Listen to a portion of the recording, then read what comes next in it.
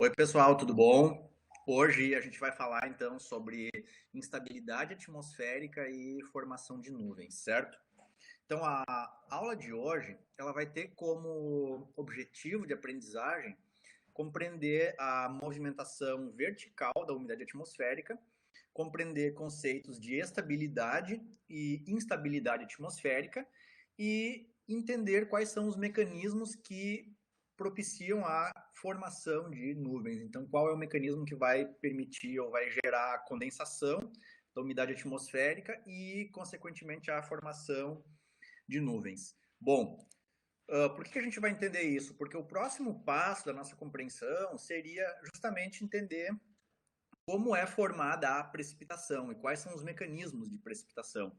Então, esses processos, por exemplo, de umidade atmosférica, condensação, formação de nuvens, eles vão estar muito ligados à questão da circulação atmosférica, né, em grande escala, tá? A movimentação vertical do ar e diferentes níveis de umidade na atmosfera. Então, esses princípios, digamos assim, ou esses mecanismos, eles vão dar origem ou não à formação de nuvens e possível precipitação.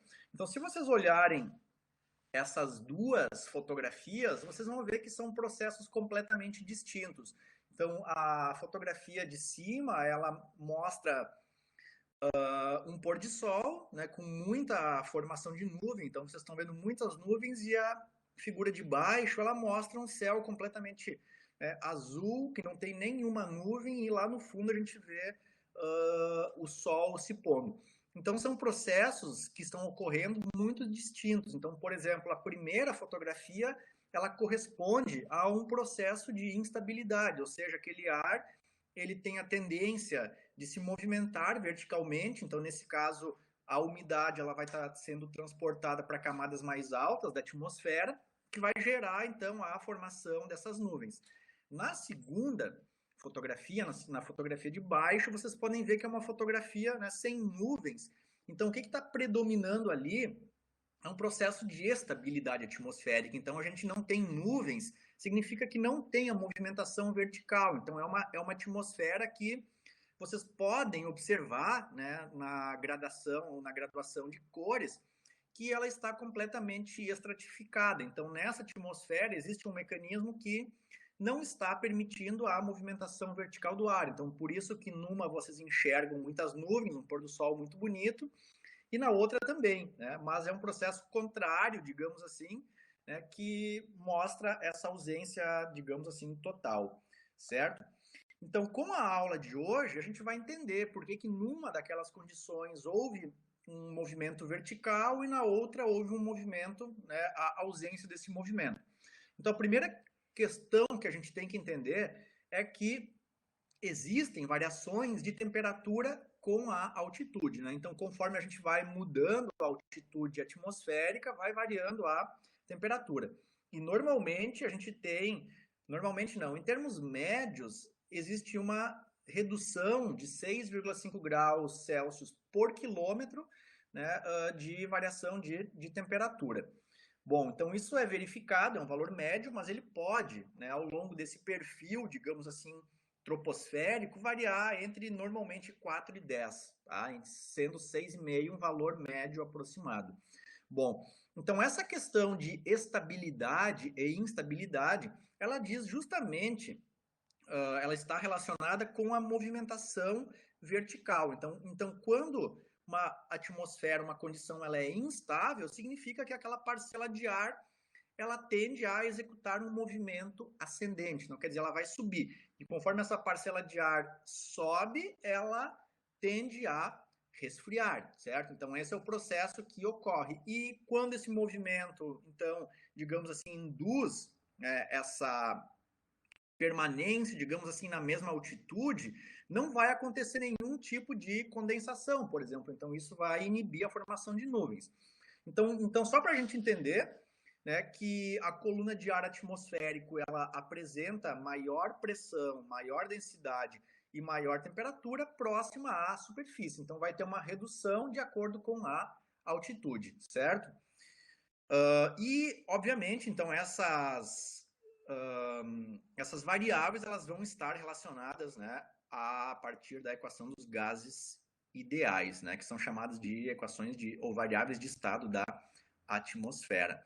Bom, então, como eu havia comentado anteriormente, o gradiente vertical médio global é de 6,5 graus Celsius por quilômetro, né, de redução de temperatura, e vai acontecer ou vai ocorrer também uma redução de pressão e da densidade do ar.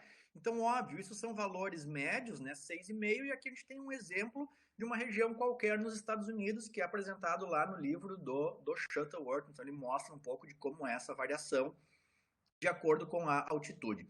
E uma questão importante é que isso não é necessariamente linear, então a gente pode ter variações ao longo do perfil. Então, por exemplo, em alguns momentos a temperatura, digamos assim, ela pode reduzir numa taxa de 6,5, depois 4, depois 8, então não é linear. Normalmente a gente utiliza para a troposfera um valor médio, mas esse valor ele não é constante, né, ao longo de todo o perfil. Então, olha só. Então, os movimentos verticais do ar, eles podem ser relativamente lentos ou relativamente rápidos. Então, quando essa parcela de ar que está se movimentando, ela está submetida à transferência de energia, né, entre superfície e atmosfera, e em função de movimentos horizontais e processos turbulentos, então o processo ele é não adiabático. Mas quando o processo ele ocorre numa velocidade maior, digamos assim, e essa variação, ou desculpem, essa movimentação vertical ocorre, normalmente esse processo ele é adiabático, né? Então, num movimento, digamos assim, de ascensão, essa parcela de ar se desloca para um ambiente de menor pressão, né? E não existem trocas de calor com o ambiente. Então, isso acaba gerando um aumento, né, no seu volume e um resfriamento em função dessa expansão, certo? E então, quando essa parcela de ar ela se desloca verticalmente, né, e de uma forma relativamente rápida, esse processo ele é adiabático, justamente porque o ar ele tem uma baixa condutividade térmica. Então, vamos ver um exemplo aqui. Então, por exemplo, essa parcela, vocês estão vendo essa fotografia agora e ela está mostrando, né, que um lado está ocorrendo, por exemplo, tem uma precipitação ocorrendo ali, e no outro lado não está, né? Então, por exemplo, no lado direito da fotografia, o que está acontecendo? Possivelmente, né, em função daquela precipitação, daquela umidade atmosférica que a gente está vendo ali, houve um movimento vertical ascendente. Então, quer dizer, aquela parcela se deslocou para camadas mais altas, houve uma redução na pressão, houve um aumento no volume e uma redução da temperatura. Então, esse movimento vertical que foi feito no lado direito, ele foi feito num gradiente adiabático. Agora, no outro lado, por exemplo, que não está chovendo, não tem umidade, né? Se essa parcela, digamos assim, se deslocar para baixo, se ela executar um movimento descendente, tá? Ela vai sofrer um processo de aumento na pressão, então vai ocorrer uma redução no volume, justamente pela contração, e, consequentemente, ela vai ter um aumento de temperatura. Então, essas questões elas são importantes. Então, quando a gente tem um movimento do ar ascendente, a gente tem, né, desculpem, ascendente, redução da temperatura, e descendente, aumento nessa temperatura. Então, olha só, desse movimento, nesse gradiente adiabático, ele pode ocorrer de duas formas, tá? Então, a primeira, digamos assim, é que nessa movimentação, principalmente ascendente, quando ela reduzir a temperatura, se não ocorrer condensação, tá? Ou seja, se essa parcela de ar ela não atingir a temperatura do ponto de orvalho, a gente diz que esse gradiente, então, ele é um gradiente adiabático seco. Ou seja, ela fez a variação vertical, né? E ela, em momento algum, ela gerou condensação. Então, isso é chamado de gradiente adiabático seco, tá? Então, vai aparecer como gás nos slides seguintes.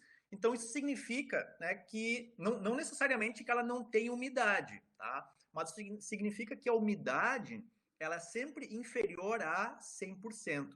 E nesse caso, o valor desse gradiente ele vai ser 9,68 graus Celsius por quilômetro. Então, ela subindo de forma seca, ela vai reduzir 9,68 e se ela descer, ela vai aquecer 9,68 graus Celsius por quilômetro, tá?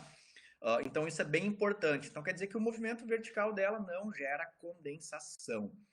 Então, olha só, eu não sei se está muito claro nessa figura, não sei se vocês estão conseguindo ver, mas a gente tem uma situação aqui, por exemplo, tá, de resfriamento adiabático no gás, tá? Resfriamento adiabático seco. Então, imaginem o seguinte, essa parcela tem uma certa temperatura, ela vai, no momento que ela vai subindo, né, ela vai se resfriando, ela vai aumentando o volume, tá? Então, esse é o processo que ocorre. Então, se a gente olhar, por exemplo, nesse gradiente aqui, o que vai acontecer? Imaginem o seguinte, né, que junto à superfície, essa parcela de ar ela tem 27 graus Celsius. Então, ela está seca. Vamos imaginar que ela está completamente seca, ela não vai condensar nunca. Então, a partir do momento que ela executar um movimento ascendente, tá, de 1 quilômetro, ela vai reduzir quase, né, 10 graus nesse movimento de ascensão. Se ela subir mais 1 quilômetro, né, depois, então, ela vai atingir uma temperatura de 7 graus Celsius. E aqui está um exemplo que ela subiu mais 500 metros. Então, ela subiu 2,5 km, digamos assim, no perfil atmosférico e atingiu uma temperatura de 2 graus. Né? Então, isso significa que ela foi reduzindo. Então, conforme ela foi executando esse movimento, ela foi resfriando. Né? Se ela fizesse um movimento inverso, se ela estivesse aqui, por exemplo, né, a 2 graus, e executasse um movimento descendente, sem gerar condensação, ela chegaria na superfície, então, naqueles 27 graus. Então, isso é o que acontece. Então, imaginem, esse é o exemplo que está ilustrado na figura B, né, num aquecimento adiabático seco. Então, imaginem que essa parcela está executando esse movimento descendente, então, conforme ela vai executando, ela vai comprimindo e vai aumentando a sua temperatura. Então, nesse caso, imaginem que essa parcela ela estava a 3.000 metros de altitude. Tá? Então, conforme esse ar vai executando esse movimento descendente, ele vai aquecendo a uma taxa de 10 graus por quilômetro. Então, ela basicamente chega lá na superfície a uma temperatura de 10 graus Celsius. Tá? Então, esse é o chamado gradiente adiabático seca. Né? E em momento algum, então, ela saturou. Imaginem, ela pode ter umidade, tá, gente? Só que dentro dessa temperatura, ela não gerou nenhum tipo de condensação, certo? Agora, se ao longo desse movimento, tanto vertical ou horizontal, ela gerar condensação, a gente diz que isso é GAU, gradiente adiabático úmido. E quando ela gera condensação, ocorre liberação de calor latente de condensação. Então, essa liberação de calor latente, o que vai acontecer? Ele vai compensar a queda de temperatura. Então, sempre que ocorrer, digamos assim, um gradiente adiabático úmido, o gradiente ele vai ocorrer em uma taxa inferior a 10 graus. Então, normalmente, esse gradiente adiabático úmido, ele varia de 4 a 9 graus Celsius. Então, por exemplo, quando as temperaturas são muito altas, ele pode chegar até 4 graus. Então, quer dizer, vai ter muita liberação de calor latente, porque justamente tem muita umidade, né, na atmosfera. Então, todo esse calor latente de condensação liberado, ele pode compensar chegando a valores próximos a 4 graus Celsius por quilômetro. Então, isso normalmente acontece em áreas muito quentes e quando a quantidade de umidade atmosférica ela é muito elevada. Agora, quando as temperaturas são baixas, quando é uma região muito fria, a primeira coisa que vai acontecer é que a atmosfera ela vai armazenar pouco vapor d'água. Então, se ela tem pouco vapor d'água, a liberação de calor latente ela vai ser baixa. Então, nesses casos, quando as temperaturas são baixas, normalmente a gente tem gradientes adiabáticos úmidos próximos de 9, de 8, né? Então, quanto menos umidade, maior vai ser esse gradiente. Então, só lembrando, né, esse gráfico aqui vocês conhecem, né, o que ele representa.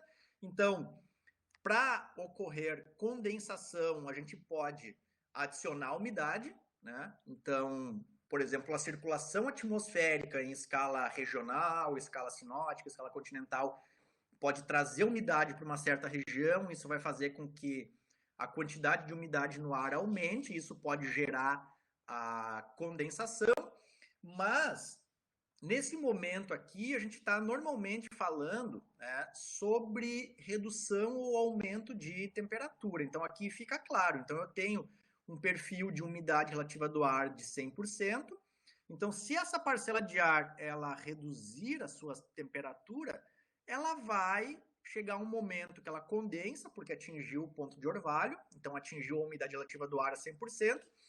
E imaginem, gente, se essa parcela de ar continuar resfriando, toda essa diferença vai passar por um processo de condensação. Então imaginem que essa parcela de ar que tinha 35, 37 graus Celsius, ela reduzir a uma temperatura de 0, todo esse perfil aqui, toda essa umidade, ela vai condensar. O que ela vai armazenar efetivamente na forma de vapor vai ser só isso aqui. Então, quanto mais ela resfriar, mais ela vai gerar de condensação, né? Então, normalmente, esse processo, né, de aumento ou redução de temperatura, né, associado a esses movimentos verticais, ele pode ser dado através de convecção livre, né? Então, por exemplo, a atmosfera ela é aquecida próxima à superfície, isso faz com que ela execute um movimento ascendente em função da redução de densidade, né? E aí ela vai resfriando, ou ela pode também acontecer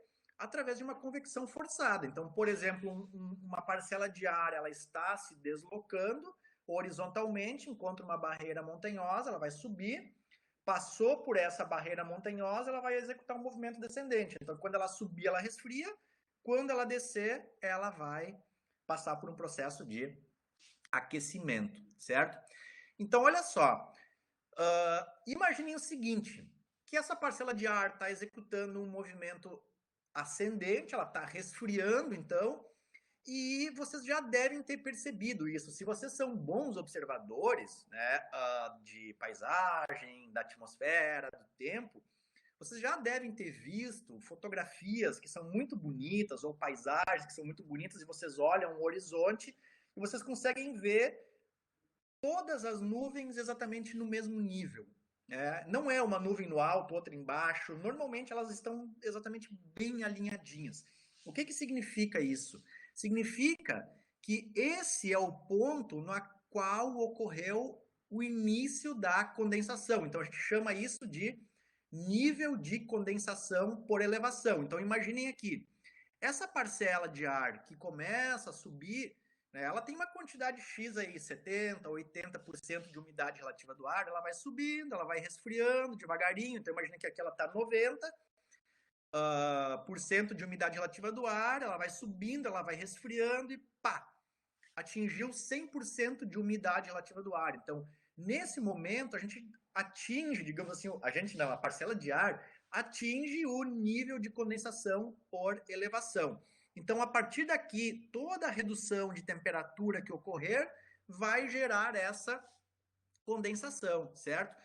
Então, esse movimento ascendente não quer dizer que ele vai ser ou gás ou gal, tá? Então, ele pode, possivelmente, ele vai começar como um gradiente adiabático seco, atingiu o ponto de orvalho, atingiu a umidade relativa do ar 100%, vai iniciar um gradiente adiabático úmido. Então, vocês podem ver aqui 9,8, 9,68, 10 graus, né? E aí aqui um valor médio de 6 graus Celsius por quilômetro, né? Então, isso é o que acontece.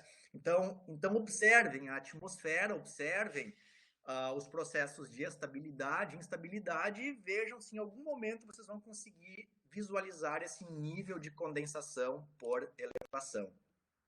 Então, o que eu estava mencionando é isso. Então, vocês podem ver aqui, vocês conseguem ver exatamente o nível de condensação. Então, quer dizer que até a minha seta preta, no meu primeiro plano aqui, está ocorrendo um gradiente adiabático seco, certo? Atingiu aqui, esse ar ele vai entrar num gradiente adiabático úmido. É isso que vai acontecer, certo? Então, esse gradiente adiabático seco-úmido, né, ele pode ser instável, ele pode ser estável ou ele pode ser neutro, tá?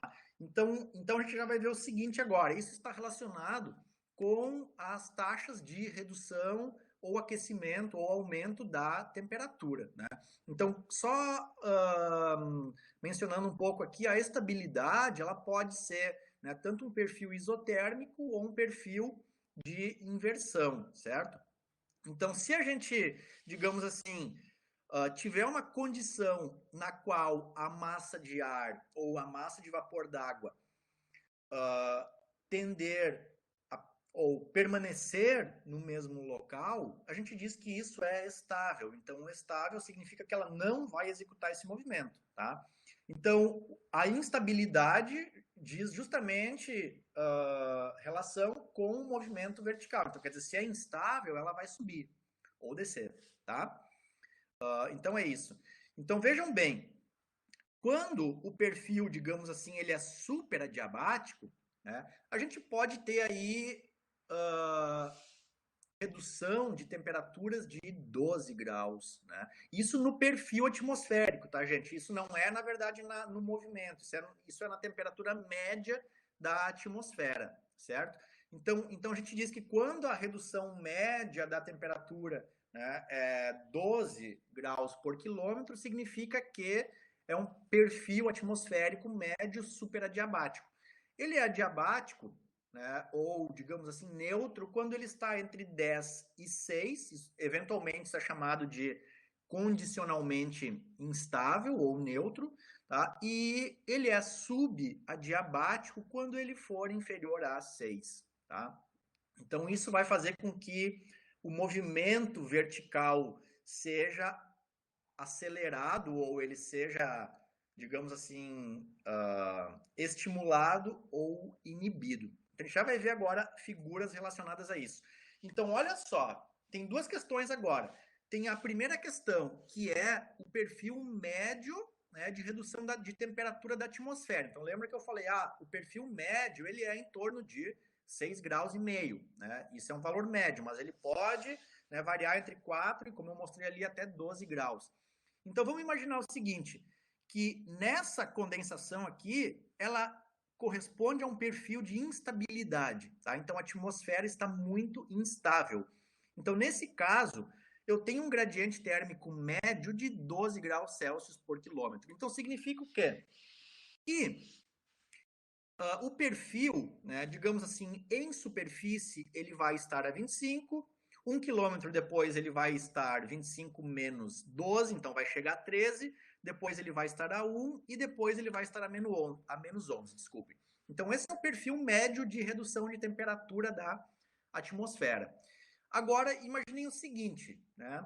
Essa parcela de ar, ela está subindo ou descendo. Então imagina que tem radiação solar atingindo a superfície e essa parcelinha que está aqui, ela vai aquecer.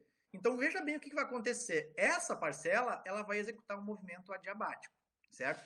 Então, a partir do momento que essa parcela de ar receber aquecimento e executar um movimento ascendente, ela vai chegar a 15 graus. Né? Imagine que ela começou a 25, na mesma temperatura da média do perfil. Então, olha só, se essa parcela executar um gradiente adiabático seco, significa que ela vai estar reduzindo 10. Só que o gradiente térmico médio é 12. Então, quando ela terminar um movimento 1.000 quilômetros acima, desculpem, 1.000 quilômetros não, 1.000 metros, né? 1 quilômetro acima, ela vai chegar a 15 graus. Tá? Então, 15 graus é maior do que 13. Então, essa parcela ela vai estar mais quente, mais aquecida né, e menos densa que a atmosfera circundante. Então, o que vai acontecer? Se ela está mais quente, é óbvio que o movimento de ascensão ele vai continuar ocorrendo, certo? Então, ele vai continuar ocorrendo. justamente porque ela é mais quente e menos densa. Então, ela chegou, né, depois de 1.000 metros, depois de 1 quilômetro, de novo, a 5 graus. Só que a atmosfera, nesse nível, está 1, certo? Então, o que vai acontecer? Ela, como ainda continua mais quente e menos densa, ela vai subir mais um pouco. Então, ela vai subir enquanto essa condição permanecer, né? Então, esse é um gradiente de instabilidade, quer dizer, esse gradiente ele favorece o movimento vertical da atmosfera, certo? Agora, imagine o seguinte, eu tenho uma condição de estabilidade ou condicionalmente instável, né? Normalmente aí de neutralidade, tá? Então imaginem que a gente tem um gradiente térmico de 7 graus Celsius por quilômetro. Então olha só, se o gradiente térmico médio é de 7, a gente vai ter aqui na superfície 25, depois 25 menos 7, 18, 18 menos 7, 11, 4. Então esse é o perfil térmico médio da atmosfera naquela região. Então imagine o seguinte, que essa parcela aqui, ela vai executar um gradiente adiabático seco, tá? Então quer dizer, ela vai reduzir a 10 graus. Então ela recebeu radiação solar e consequentemente aqueceu e começou o movimento de ascensão. Então, como ela não gerou condensação, como não teve condensação, ela subiu 1 quilômetro e reduziu 10 graus. Então, o que acontece? Nesse primeiro quilômetro, ela chega a 15 graus. Só que a atmosfera está 18. Então, nesse caso, o movimento ele vai cessar, ou seja, ele vai ser inibido. Tá? Então, ela vai subir um pouquinho, vai atingir o ponto de equilíbrio e vai parar, porque ela vai ser mais densa, para cima ela vai ser mais densa e mais fria, então ela para. Então, ela não vai subir, digamos assim, ad infinitum, né? Ela vai simplesmente atingir um ponto de equilíbrio e parou naquele momento ali, porque acima disso ela é mais densa e mais fria, então ela não sobe, né? Agora vejam bem, imaginem essa aqui é uma parcela seca. Agora imaginem essa parcela que é uma parcela úmida, tá? Ela já está saturada em superfície. Então aqui, imaginem que ela está resfriando 6 graus por quilômetro. Então olha o que vai acontecer com essa parcela aqui. Essa parcela, ela vai subir. Então ela resfriou 6 graus por quilômetro, ela chegou a 19 ao final dos primeiros 1.000 metros. Então ela está mais quente, menos densa, né, do que a atmosfera circundante. Então isso vai fazer com que ela suba mais um pouco. E se ela continuar mais quente, menos densa, ela vai subir.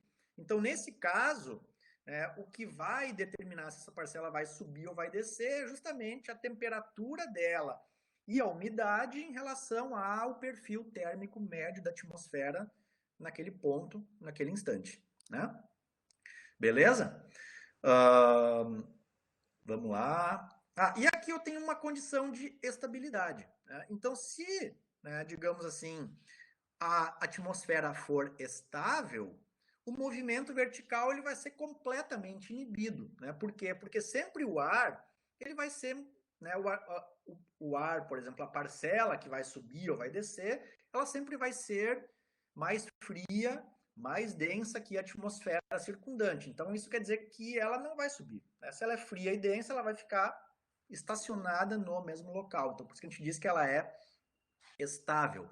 Então, se vocês voltarem agora para aquela figura de número 3, dá para entender completamente o que está acontecendo ali, né? Essa aqui. Então, vocês podem ver que aqui o movimento do ar ele é completamente inibido, porque possivelmente a parcela de ar ela é fria e densa, né? E então ela está completamente inibida. Então, por isso que eu vejo esse perfil aqui extremamente gradual, certo? Então, vamos lá, vamos voltar aqui. Beleza, né? E então vejam bem, isso quer dizer que as nuvens elas vão se formar, digamos assim, em todo o perfil? Não, né? Elas vão estar relacionadas, então, justamente com essa, digamos assim, relação entre o perfil da atmosfera, tá? Que é esse aqui no caso, esse aqui é o perfil atmosférico e esse aqui é o perfil, digamos assim, de um gradiente adiabático seco.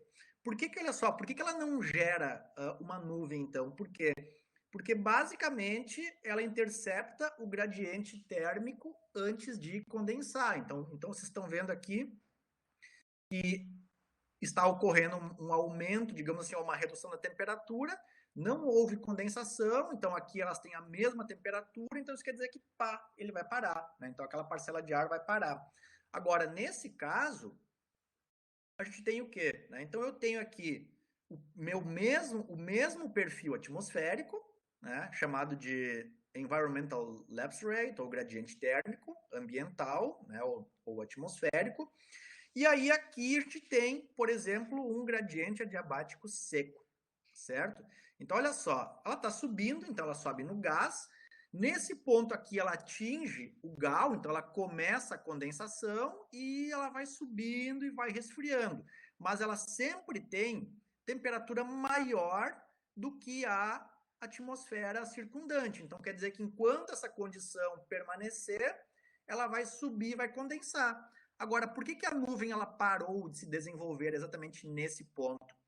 Porque, no caso, né, esse perfil de redução de temperatura, ele continuando, digamos assim, ele geraria temperaturas inferiores ao gradiente térmico médio da atmosfera. Então, quer dizer, se a parcela de ar ela é mais fria, é óbvio que ela não vai subir, porque ela é mais fria, ela é mais densa. Então, isso faz com que a nuvem ela pare ou interrompa o seu desenvolvimento exatamente onde as duas temperaturas são iguais, né? Que é exatamente o caso 2 e o caso 3. Certo?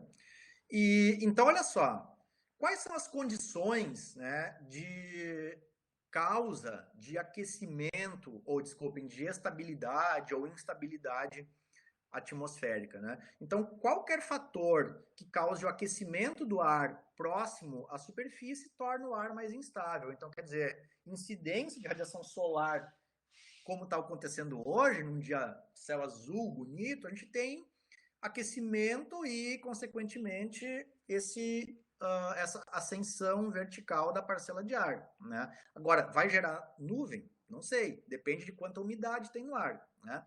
Agora, quando a gente tem, por exemplo, uma condição de estabilidade, como é que é a condição que forma a estabilidade? Quando é que eu vou lá na beira do Guaíba e vou olhar um céu totalmente estável, um pôr de sol estável? Quando o ar, o ar passar por um processo de resfriamento, tá? Então, próximo à superfície. Quando são esses dias, gente? Quando é que vocês acham que poderiam ver uma condição estável? Exatamente quando a gente tem a passagem de uma frente fria, a gente tem o predomínio de uma grande massa de ar, então uma massa de ar muito frio, ela é seca, né, por suas baixas temperaturas, e como nós não temos vapor d'água na atmosfera, aquece durante o dia, mas não gera condensação porque ela é uma massa de ar seca, e quando inicia, digamos assim, o processo ou o pôr do sol e o resfriamento radiativo, a temperatura ela cai muito rapidamente. Então, numa condição, digamos assim, um dia seco e muito frio, gera uma condição de estabilidade atmosférica. Tá? Então, olha só, fatores de aumento da instabilidade: radiação solar, aquecimento de uma massa de ar por baixo quando ela atravessa uma superfície quente, movimento ascendente do ar associado com convergência, ascensão forçada de ar, tal como induzido por processos orográficos. Então, tudo isso causa instabilidade. Fatores de estabilidade: resfriamento radiativo, então foi exatamente aquele que eu falei, né? Uma massa de ar muito fria, sem umidade, então a temperatura despenca muito rápido à noite, então isso causa um resfriamento da superfície e gera uma estabilidade, isso gera uma foto muito bonita também, né, de pôr do sol. Resfriamento de uma massa de ar por baixo, quando ela passa por uma superfície fria, subsidência de uma coluna de ar. Então, olha só, quando a gente tem, por exemplo, esses últimos dias foram muito frios, né? Então, teve uma passagem de uma massa de ar muito frio e então ela é muito seca. Então, só por isso, tu já tem um fator, digamos assim, de estabilidade, porque é muito frio próximo à superfície. E essas massas de ar, quando elas são massas de alta pressão, o movimento do ar ele é um movimento descendente. Então ele faz um movimento espiralado, descendente, isso significa o quê? Tá? Que o ar está sendo comprimido junto à superfície. Então vejam bem, além de tu ter um resfriamento radiativo, a massa de ar por si só, por ser uma alta pressão, ela induz um movimento descendente. Então quer dizer que a gente está mantendo o ar próximo à superfície, né? Então isso acaba, digamos assim, acontecendo, né? Então a gente chama isso de subsidência de ar frio. Oh, que pena, deu um erro aqui no meu slide. Pelo jeito não vai aparecer. Ah, tá aqui.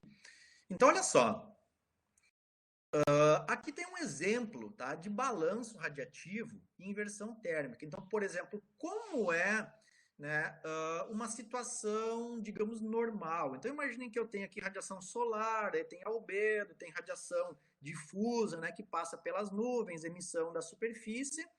E então eu tenho aquecimento durante o dia, resfriamento durante a noite, né? Então, normalmente, nesses casos, a gente tem um gradiente térmico vertical mais ou menos nesse padrão, né, nesse formato. Então eu tenho uma redução de temperatura com a altitude, eu tenho um pequeno perfil de inversão que marca a altitude ou a altura da camada limite atmosférica e depois um movimento de resfriamento de novo. Então quer dizer, esse perfil ele é justamente definido, né, em função da influência superficial.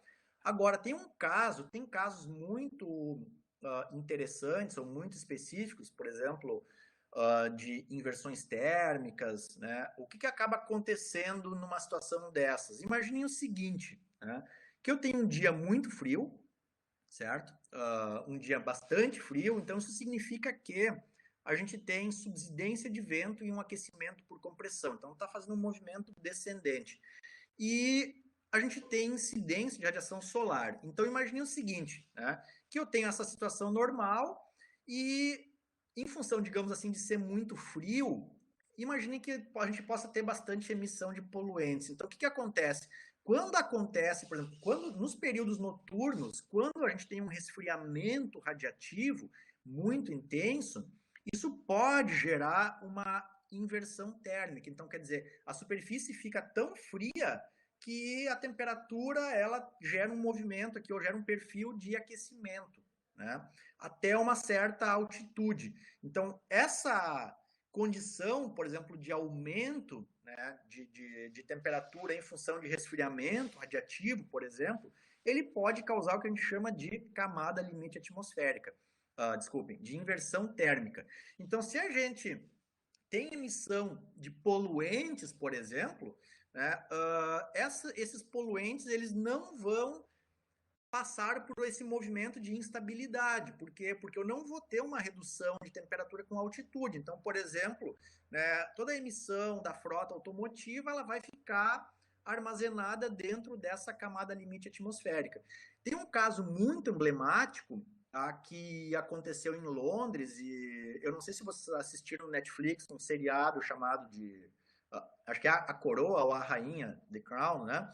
Que mostra exatamente uma situação que ocorreu em Londres que retrata tudo isso aqui. Então, foi um movimento, ou foi um momento de domínio de uma massa de ar muito frio, né? As temperaturas caíram muito rapidamente, houve uma inversão térmica e para as casas, por exemplo, as pessoas se aquecerem, elas utilizaram muito, né, queima de carvão, de madeira, isso gerou muita poluição. Então, o que acaba acontecendo? Aconteceu um aprisionamento de muitos poluentes dentro, né, da camada limite, que fez com que a visibilidade, gente, ela chegasse a aproximadamente 1 metro. Tá? Então imagine 1 metro na frente de vocês, vocês não conseguirem enxergar. Né? E essa situação ela foi agravada por quê? Porque a pressão atmosférica ela era muito alta e, consequentemente, a gente tinha um movimento de subsidência do ar. Né? Então, como era a pressão atmosférica alta, o vento ou ar descendente comprimiu a camada atmosférica, a camada limite, né, numa altitude muito baixa. Então, todo esse poluente ficou aprisionado nessa camada limite. Então, como essa situação ela pode ser resolvida, gente. Como é que isso poderia ser resolvido, né? Um dos casos é que essa pressão ela interrompa, digamos assim, ou reduza esse movimento de subsidência do vento, né? Então isso significa que a camada limite ela aumentaria em termos de altura, que a radiação solar ela incidisse na camada limite, conseguisse passar e também, né, aquecer a superfície, porque o aquecimento da superfície gera esse perfil de redução, ou ter uma circulação atmosférica que pudesse transportar todos esses poluentes para as outras áreas, né? Então isso é o que acaba acontecendo. Bom, eu dei um exemplo de Londres, mas eu poderia falar também de Porto Alegre, por exemplo, do nosso aeroporto Salgado Filho. Então vocês lembram que, né, em vários dias de inverno, por exemplo, o aeroporto ele fica fechado por causa de neblina e nevoeiro. Então, o que acaba acontecendo, né? São normalmente condições na qual a velocidade do vento ela é muito baixa, né? A temperatura ela cai bastante durante o dia, né? Durante o dia e principalmente à noite, desculpem, né? Então quer dizer que tem um domínio de uma massa de ar bastante frio e também, né, que nós temos áreas ou nós temos disponibilidade de umidade. Então, o que acaba acontecendo? Como o aeroporto está próximo do rio, está numa área úmida, normalmente é uma condição ideal de umidade. Então, quer dizer, a temperatura vai reduzindo, final da tarde, início da noite, né, e aquela umidade toda disponível ela vai condensando.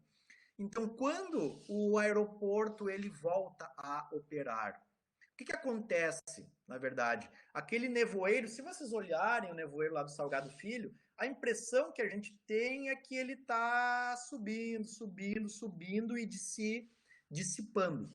Mas, na verdade, ele não está subindo, ele não está se dissipando, né? Normalmente, o que acaba acontecendo? Normalmente, com a incidência de radiação solar a partir da manhã, né, a partir do nascer do sol, aquela radiação ela vai lentamente aquecendo aquele nevoeiro, aquela área. Então, quais são as áreas que são aquecidas inicialmente? Próximas à superfície. Então, a superfície tem um aumento de temperatura e conforme a temperatura vai aumentando, né, o nevoeiro ele vai evaporando. Então não quer dizer que ele não vai fazer um movimento ascendente, porque aquela é uma condição estável. Então, na verdade, ele vai evaporar.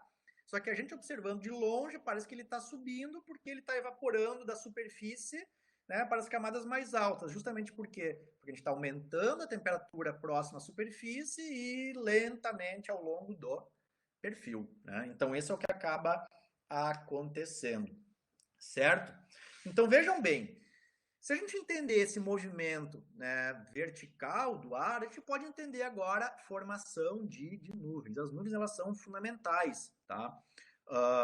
No balanço energético terrestre, né? Não só energético, mas no balanço de massa também, porque elas vão se movimentar horizontalmente, verticalmente, horizontalmente, e vão distribuir água ao longo de grandes porções do globo terrestre. Então, em média, o globo ele é coberto por 60%, tá, de cobertura de nuvens. Então, quais são os mecanismos, tá, que permitem formação de nuvens? Umidade, tá? Então tem que existir umidade em quantidade suficiente para gerar precipitação, não precipitação, né, mas gerar nuvem, tá? Devem existir núcleos de condensação, que são chamados de CCN. Então, quer dizer, esses núcleos eles podem ser poeiras, eles podem ser pequenas partículas microscópicas que vão, sais minerais, né, que vão permitir com que o vapor d'água, que a água condensada, ela se aglutine, certo? E é óbvio que tem que ter um mecanismo de resfriamento, de condensação dessa parcela de ar. Então, esses mecanismos de resfriamento, eles podem se dar por convergência, tá? Então quer dizer um fluxo de ar de alta para baixa pressão, convecção, ou seja, estimulada por aquecimento da superfície, orográfica, tá? No qual então ocorre ascensão forçada sobre uma barreira montanhosa, ou um sistema frontal, ou seja, quando uma massa de ar frio se desloca. Então já vou mostrar agora para vocês. Então, convergência, né? A gente tem aqui um movimento do ar de alta para baixa pressão. Então, imagine que aqui ocorre uma baixa pressão. Então, quando quando essa massa de ar ela se choca ou se encontra, ela vai passar então por um movimento de ascensão justamente por essa convergência, né? Em termos de convecção, a gente vai ter o aquecimento da superfície, né? Então, orográfico, eu tenho o movimento do ar, por exemplo, vindo desse lado daqui para cá, então ela vai passar por um movimento ascendente aqui, ela chegou no topo, ela faz um movimento descendente. Ou no caso de uma superfície, de um sistema frontal, a gente não falou especificamente sobre isso, mas imaginem que eu tenho duas massas de ar, uma massa de ar quente e uma massa de ar frio. Então, normalmente, a massa de ar fria, ela é muito densa. Então, como ela é densa, ela se desloca próxima à superfície, certo? Então, se ela é muito densa e muito fria, quando ela se chocar com uma massa de ar quente, ela vai fazer com que esse ar quente execute um movimento de ascensão. Então, quando uma frente fria se desloca sobre o Rio Grande do Sul, vocês conseguem ver esse paredão de nuvens se formando, né? É justamente um paredão que está mostrando esse movimento ascendente do ar. E ele pode atingir altitudes consideráveis, tá? Depende do ponto que a gente está, né, da latitude, pode ter aí 8, 9, 10 quilômetros de altitude, certo? Então, olha só, tem alguns exemplos aqui, né? Eu botei algumas figurinhas aqui, então aqui é bem possível ver uma chuva convectiva, né? Então teve aquecimento, formação dessa nuvem, e dá para ver bem direitinho aqui onde está chovendo, né? Então é decorrência de aquecimento da superfície. Essa imagem ela é muito legal, porque olha só, a primeira coisa que a gente pensa quando a gente fala sobre aquecimento da atmosfera, sobre desmatamento, a gente pensa o seguinte: olha, o desmatamento ele gera seca, né? Ele quer dizer, ele inibe formação de nuvens, ele inibe formação de chuva. Isso, gente, tem que tomar muito cuidado, porque isso é uma questão que está relacionada com a escala do processo. Então, o que vocês podem ver aqui, gente? Esse lado verde aqui é uma área de floresta, tá? Isso aqui é na região de alta floresta no Mato Grosso. Então, é uma região de floresta. Esse marronzinho que vocês estão vendo aqui é uma área desmatada. E essas nuvenzinhas brancas, esses flocos de algodão aqui que parecem, eles são, tá, nuvens que se formaram em função do aquecimento dessas áreas desmatadas. Então, quer dizer, a área desmatada, vocês viram nas aulas anteriores, né? A área desmatada, ela aquece mais. Então, se ela aquece mais, ela vai gerar esse movimento ascendente. Então, quer dizer, se o desmatamento ele for numa área relativamente pequena, ou se ele for circundado por áreas úmidas, como é o caso de florestas, é possível que em áreas desmatadas ocorra o aumento da precipitação, justamente porque gera a formação de um núcleo de baixa pressão, gera um movimento ascendente, resfriamento e, consequentemente, condensação e precipitação. Então, isso depende muito. Claro, se a gente desmatar toda a área, por exemplo, é possível que tu só vai ter aquecimento, né? Mas como tu não tem umidade, não tem precipitação. Então, se depende muito do efeito de escala, digamos assim, tá? Bom, então olha só, esse é um exemplo muito ilustrativo. É um exemplo que eu uso na região de Mendoza, na Argentina, que é fantástico, tá? Tem muitos outros exemplos no mundo. Tem nos Estados Unidos, por exemplo, tem na Europa e tal. Tem vários locais que são muito interessantes. Então, esse lado de cá, gente, ele está voltado para o Pacífico, certo? Então, imagine o seguinte: o ar, quando ele vem do Pacífico, ele vem úmido, né? Então, ele está se deslocando para a Cordilheira dos Andes, para a América, né? E aí, atingindo a Cordilheira dos Andes, ele vai executar esse movimento ascendente. Então, olha só. Então, normalmente, nesse primeiro período, aqui nessa primeira parte, ele vai formar ou ele vai, digamos assim, resfriar num gradiente adiabático úmido, ou seja, reduziu 10 graus por quilômetro. Então, esse é o ponto que começa a condensação. Então, a partir daqui, ele gera o aquecimento, desculpem, o resfriamento, né, num gradiente adiabático úmido e, em média, né, nesse exemplo aqui, ele vai reduzindo 6 graus, então vocês podem perceber aqui. Claro, como a gente tem um movimento de ar, né, vindo do Pacífico, ele vai transportar muita umidade. Então, nesse caso, quando a gente tem a condensação ao longo desse perfil, a gente vai ter também muita precipitação. Então, esse lado dos Andes, vocês podem olhar no Google Earth, vocês vão ver que esse lado dos Andes, ele é bem verdinho, ele é bem verdinho. E aí, o que acontece? Quando ele chega, por exemplo, no topo dos Andes, a gente está falando em 7.000 metros, tá? Em algumas partes, gente, ele chega muito frio. Então, se ele chega muito frio, ele chega muito denso e muito seco, certo? E como a gente tem um fluxo, né, vindo desse lado aqui, esse ar ele vai ser forçado a descer aqui. Tá? Então ele vai ser forçado, porque é um fluxo que está continuando aqui.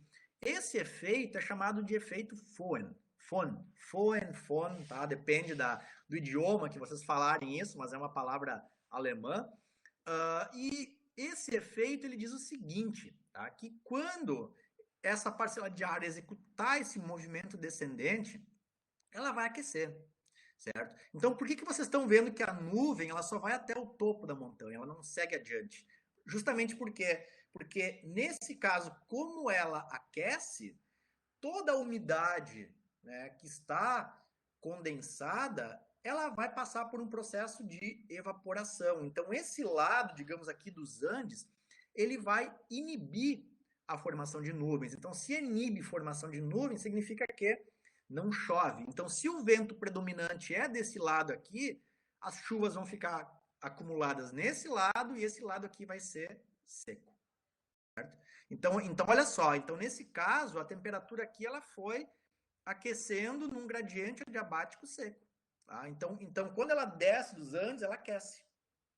Tá? O que isso acaba acontecendo?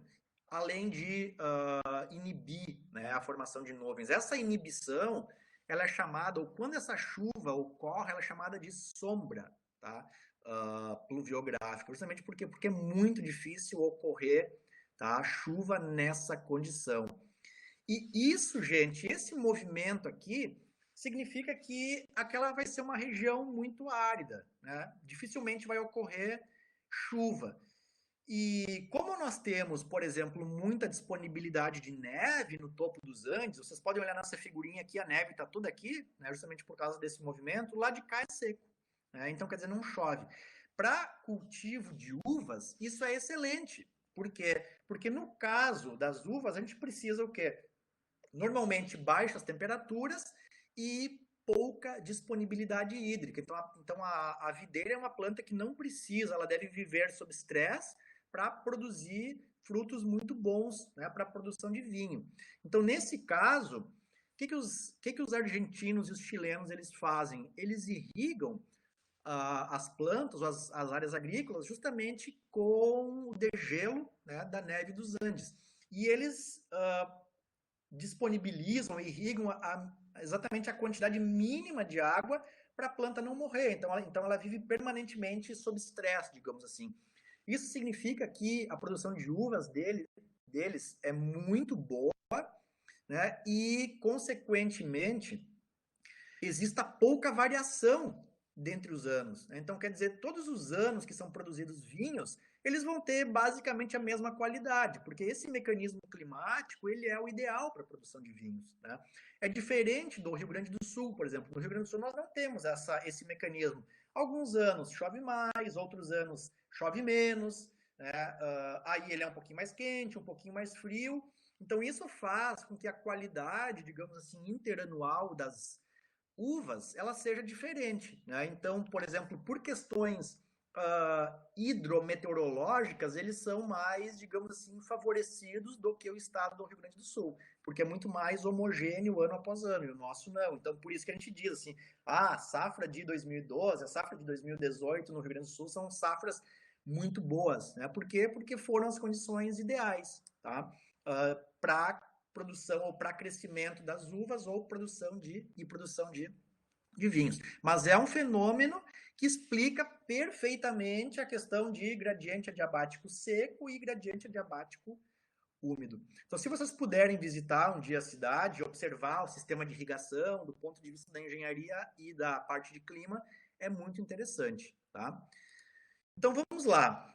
E depois tem alguns processos orográficos também, né? Então, por exemplo, a Serra do Mar. Então, quando a umidade ela se desloca, né, sobre a Serra do Mar na região sudeste do Brasil, normalmente a gente tem o quê? Formação de nuvens e precipitação, né? Esses, digamos assim, processos orográficos, eles não atingem, eles não englobam grandes partes, tá? Grandes áreas superficiais, digamos assim. Mas isso não quer dizer que eles não sejam relevantes. Eles são relevantes, sim. Por quê? Porque um dos grandes problemas disso é que eles ocorrem sempre no mesmo local. Então não tem variação. Então, quando as chuvas intensas ocorrem, elas ocorrem sempre no mesmo local. Isso muitas vezes acaba acontecendo ou acarretando em grandes movimentos de massa que muitas vezes são terríveis, né? Ocasionando terríveis problemas socioambientais ou socioeconômicos, né? Mas o processo, digamos assim, em termos de gradiente adiabático seco e úmido é o mesmo, né? Então ele vai gerar um aquecimento, ou desculpem, um resfriamento em função desse movimento forçado de ascensão, tá? E outro, gente, significa outro processo, significa que não necessariamente deve haver um movimento vertical. Não necessariamente, tá? Por quê? O que eu preciso é um mecanismo de resfriamento, tá? Então esse resfriamento ele pode ser ocasionado pelo movimento vertical, mas ele também pode ser ocasionado pelo resfriamento radiativo da superfície. Então, como eu mencionei antes, noites de céu claro, né, temperaturas baixas, ventos suaves a fracos e umidade relativa do ar elevada. Condição ideal para causar um nevoeiro no Salgado Filho. Né? Então, é exatamente essa a questão. Então, quando isso acontece próximo à superfície em função do resfriamento da superfície, a gente tem isso. Né? Então, é uma nuvem que se formou junto à superfície. Tá? Então, são chamados nevoeiros. Então, o que distingue um nevoeiro ou, né, uma neblina é justamente a visibilidade. Então, a visibilidade de um nevoeiro ela é muito menor, certo? Então, tem alguns outros exemplos aqui, tá, de nevoeiros, não somente de resfriamento radiativo, mas também, né, de advecção, de processos orográficos ou de evaporação. Tá? Então, são exemplos de condições que podem favorecer a condensação próxima à superfície. Então, olha só. Bom, nós temos um mecanismo de resfriamento, certo? E o que a gente precisa agora, digamos assim, para formar uma nuvem, é uma partícula, tá, que vai agregar essa umidade toda condensada. Por quê? Porque se não houver um mecanismo de agregação, aquela umidade vai ficar flutuando, né, digamos assim, na atmosfera. Então vocês podem ter essa sensação, tá? Por exemplo, quando vocês têm um nevoeiro formado em superfície, naqueles dias frios de inverno que vocês iam para o campus do Vale ou lá para o IPH e vocês caminhavam no meio de um nevoeiro, digamos assim, daquela umidade, vocês conseguiam sentir, né, as gotículas de água tocando a pele de vocês. Então, aquilo ali é uma gotícula de água condensada, certo? Ela não gerou uma gotinha ainda. Ela é uma partícula muito pequena e vocês conseguem sentir ela, né, tocando, condensando ou na pele de vocês. Então, numa condição dessas, gente, essas gotículas elas ficam flutuando, né, a velocidade de queda delas é muito baixa, não se formam gotas maiores, né? Por quê? Porque possivelmente nesses casos a gente não tem mecanismos de aglutinação, né? E isso pode ocorrer numa nuvem também, né? Então quando uma nuvem, digamos assim, ela se forma sobre esse processo, né, de um ar, digamos assim, mais limpo, com poucos aerossóis, com poucos poluentes, as gotículas que se formam são muito pequenas. Então, para começar, digamos assim, um processo de condensação ou de formação de gotinhas de água um pouco maiores, né, teria que ter uma umidade relativa do ar muito alta. Então, isso foi determinado em laboratório que a condição, digamos assim, de saturação deveria ser de 340%, né, justamente para que as gotículas elas se condensassem uma nas outras, né? Só que quando a gente tem, digamos assim, aerossóis, tá, partículas na atmosfera, automaticamente essa saturação ela já se inicia ao atingir um valor superior a 100%. Então esses, digamos assim, núcleos, né, de condensação, eles, eles são chamados de núcleos de condensação de nuvens, CCNs. Então a gente tem, né, sais marinhos, a gente tem poeiras, a gente tem pólen, então tem uma série de núcleos que podem ser, né, que podem promover a condensação. Então, olha só, esses núcleos de condensação, CCNs, eles têm as seguintes propriedades, ou devem ter. Ser ativos, ou seja, promover a condensação em temperaturas abaixo e acima de 0 grau, então quer dizer, ele tem que promover a condensação. Tá? Essas gotículas, elas podem, né, atingir até menos 40 graus Celsius, né? E para formar, por exemplo, uma gota de chuva, tá? Seriam aproximadamente necessárias 1 milhão de gotículas, tá? Então, para formar uma gotinha de água que possa, digamos assim, se movimentar verticalmente na atmosfera, ou seja, cair e atingir a superfície, a gente precisa ter aproximadamente 1 milhão de gotículas. Então, o que vocês estão vendo aqui, né? Esses pontinhos pretos são os chamados núcleos de condensação. Então, eles, né, eles permitem com que a água ela condense ali ao redor, então ela vai formando gotículas cada vez maiores, tá? Só que para formar uma gota, né, com 2 milímetros, a gente tem que ter um mecanismo que faça com que todas essas milhares ou milhões de gotículas elas passem por um processo de nucleação, certo? Então, ou aglutinação, eu diria assim. Bom, esses núcleos, tá, eles podem ter diversos tamanhos, mas existem três, são chamados de Aitken, núcleos grandes ou aerossóis. Então, o que, digamos assim, diferencia eles é justamente o tamanho. Mas pode ser, né, sal marinho, partículas oriundas de queima, né, poeiras, fuligem de queimadas, tá, atividade vulcânica, né, processos industriais. Então, todos esses são considerados núcleos de condensação. Então, olha só, vamos ver aqui. Esses núcleos, tá, eles vão permitir depois, né, que essas gotículas elas congelem, tá? Então, por exemplo, como a gente vai estar falando em temperaturas muito baixas, imagina a gente está falando em torno de 10, 15 até 18 quilômetros de altitude. Então, a gente pode atingir temperaturas de até 60, 70 graus Celsius negativos, tá? Então, olha só, esses núcleos de congelamento, eles podem manter a água tanto no estado líquido quanto no estado sólido. Então normalmente, quando as temperaturas são superiores a 0 grau, né, elas estão no formato, digamos assim, no estado líquido. Então, elas são nuvens quentes. Então, normalmente, essas nuvens, elas são nuvens tropicais ou são nuvens de baixa altitude. Agora, entre 0 e menos 40, pode existir tanto, né, estado líquido quanto estado sólido. É óbvio, então, que a gente, conforme vai diminuindo a temperatura, a tendência é que a gente tenha mais partículas ou, né, núcleos de congelamento, gotículas sólidas, né? Então, quando as temperaturas elas são inferiores a menos 40, o que acontece é que basicamente a água ali dentro dessa nuvem está no formato sólido, certo? Então ela pode estar líquido, né, numa questão, digamos assim, de mistura e também, né, no formato sólido, certo? Então é bem importante ter essa noção.